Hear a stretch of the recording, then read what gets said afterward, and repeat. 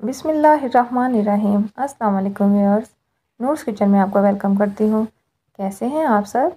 उम्मीद करती हूँ अल्लाह पाक से कि आप सब खैरियत से होंगे। अल्लाह पाक आपको ढेर ढेर रहमतें दे, बरकतें दे, खुशियाँ दे। आमीन सुम्मा आमीन। तो आते हैं अपनी रेसिपी की तरफ।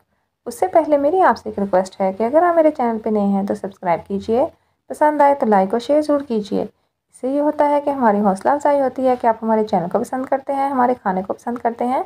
तो फ़ौरन से सब्सक्राइब कर दीजिए और वीडियो फुल वॉच किया करें। बहुत शुक्रिया।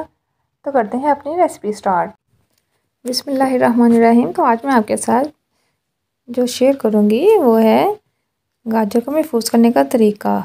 गाजरें आजकल के मौसम में तो हैं, लेकिन अब ये जा रही हैं तो फिर बाद में प्यारी प्यारी रेड सी गाजरें हमें मिलती नहीं। तो इस वजह से इसको हम महफूज कर लेंगे ताकि हमें बाद में इस्तेमाल करने में आसानी हो। बाद में बाज़ार से ऑरेंज गाजर मिल तो जाती है पर उसका टेस्ट ऐसा नहीं होता, तो इस वजह से हम इसको महफूज करने का तरीका आपको बताएंगे। इसके लिए मैंने गाजरें ली हैं, 1 किलो ली हैं मैंने गाजरें, जिसके मैंने हाफ़ जो है गाजर आपको कद्दूकश करके बताऊंगी कि वो कैसे हम सेव करेंगे, और हाफ़ जो है वैसे ही कटिंग करके। तो इसको सबसे पहले मैं छील लेती हूँ। बिस्मिल्लाहिर्रहमानिर्रहीम। इसको आपने इस तरह से इसके छिलके उतार लेने हैं। इसको हम सारा इस तरह अच्छे से उतार लेंगे, इसके छिलके इस तरह रिमूव कर लेंगे। जो नीचे से होता है जड़ें वाला साइड, वहाँ से आपने मोटा सा उतारना है छिलका। ये देखिए इस तरह के ये वाली जो जड़ें हैं, इसको आपने अच्छे से नीट कर लेना है। ये आप कटर से भी, ये देखें कटर से आपको करके दिखा रही हूँ, अगर चाहें तो आप कटर से छील सकते हैं। इससे तरह आसानी से हो जाती हैं। छुरी से करना चाहते हैं तो छुरी से कर लेंगे, कटर घर में अवेलेबल है तो आप कटर से कर सकते हैं, ज़्यादा आसान रहेगा। कटर से करने के बाद ये है कि आपको छुरी इस्तेमाल साथ करनी पड़ेगी। ऊपर से रिमूव करेंगे हम, नीचे से भी। उसकी जो जड़ें हैं ये भी अच्छे से हम उतार लेंगे। इस तरह इसको अच्छे से हम नीट करेंगे, इस तरह से सारा इसका हम ये वाइट वाला निकाल लेंगे पार्ट। इस तरह से हम करेंगे। ये सारी कर लूँ तो फिर आपको दिखाती हूँ। ये सारी मैंने कर ली हैं।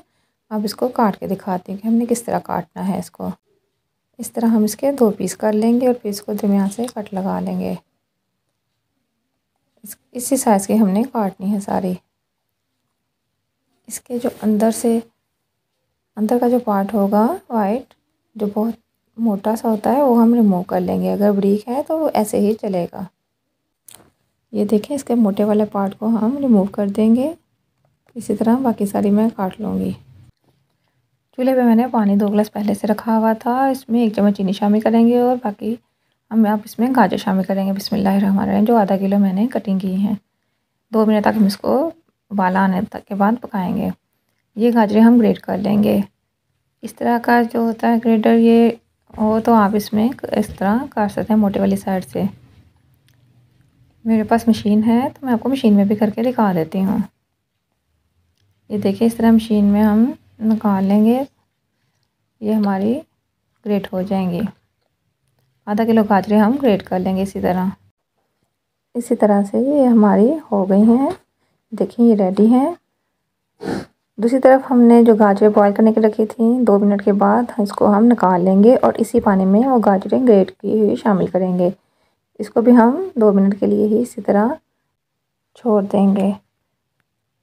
ये जो हमने पहले निकाली थी आपके सामने है, इसको अब हम खुश्क होने के लिए छोड़ देंगे। अगर आप चाहें तो किचन टॉवल जो होता है उसमें आप इसको खुश्क कर सकते हैं। ये दूसरी भी हमारी हो गई हैं, इसको मैंने निकाल लिया है। इस तरह इसको स्ट्रेनर में ही डाल लिया है। अब हम इसको 6 से 7 घंटे के लिए छोड़ देंगे। 6 से 7 घंटे के बाद ये देख लें ये हमारी अच्छे से खुश्क हो गई है, इनका मॉइस्चर जो है ख़त्म हो गया है। अब इसको हम लॉक बैग में डाल के सेव कर लेंगे। इस तरह के लॉक बैग आप लेंगे। आप चाहे तो दूसरे आम जो चॉपर होते हैं वो भी इस्तेमाल कर सकते हैं। इस तरह करके इसको हम अच्छे से लॉक कर देंगे। इस टाइम पे आके आप इसको फ्रीज़र में रखेंगे।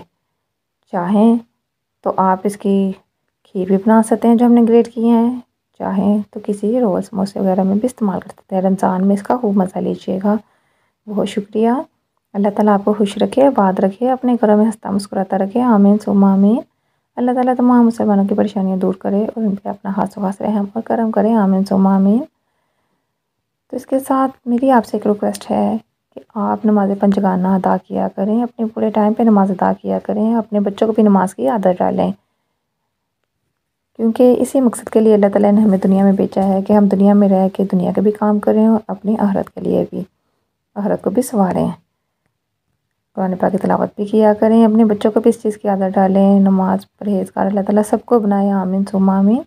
मुझे और मेरी फैमिली को भी दुआ में याद रखिएगा। नेक्स्ट वीडियो तक के लिए अल्लाह हाफिज़।